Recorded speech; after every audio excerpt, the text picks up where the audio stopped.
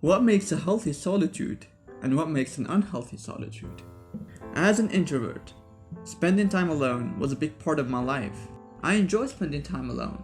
But if you're like me, you'll eventually notice that the time you spend alone is also when you become prone the most to negative emotions.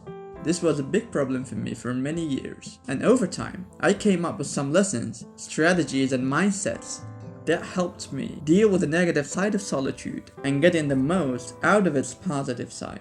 And this is what I want to share with you in this video. So let's dive in. Is solitude really good for us, or is it bad? The short answer is, a healthy solitude will improve all other aspects of your life, and unhealthy solitude will make all other aspects of your life worse. What do I mean by this? Well, you can spend time alone in two different ways. The first one, which I call the unhealthy solitude, you basically sit there by yourself doing nothing.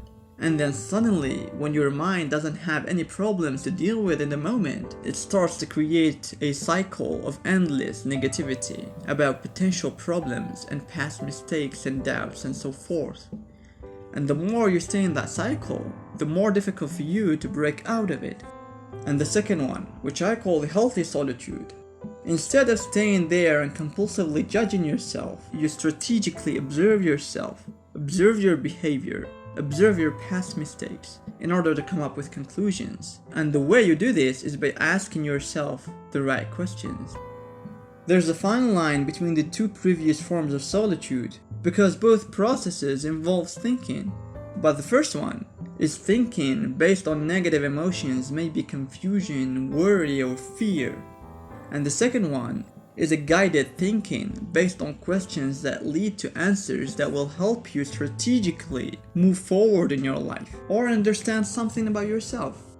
The key insight in this video is the type of questions you ask yourself will define your mental state. So you must ask questions that generate real curiosity instead of asking questions that generate fear, doubt, and frustration. How does unhealthy solitude look like? Here are a number of factors that make an unhealthy solitude. 1. Experiencing a lot of negative emotions. 2. Self-doubt. You question your own self-worth. 3. Comparing yourself to others. 4. Your why questions are motivated by fear or self-pity. 5.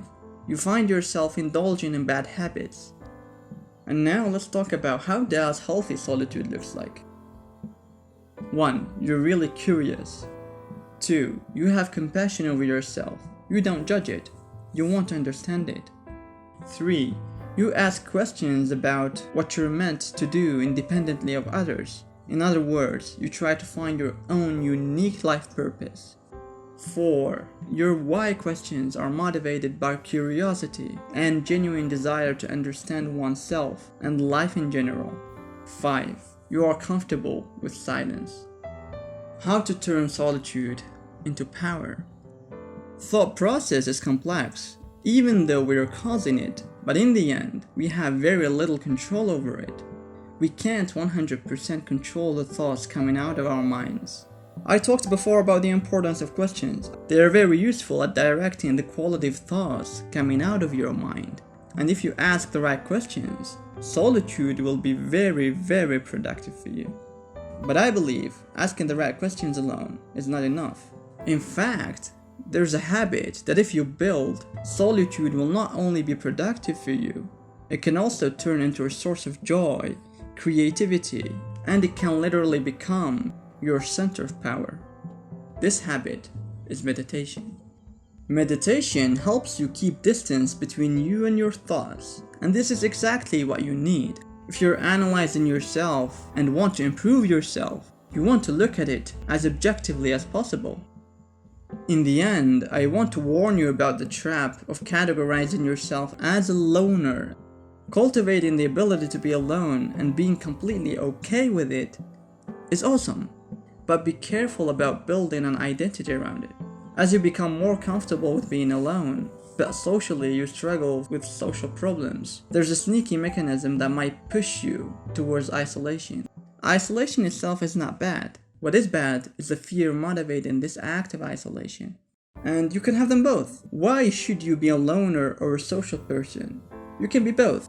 Be alone when you need to be, and be with people when you need to. With that said, thank you guys for watching, and see you in the next video.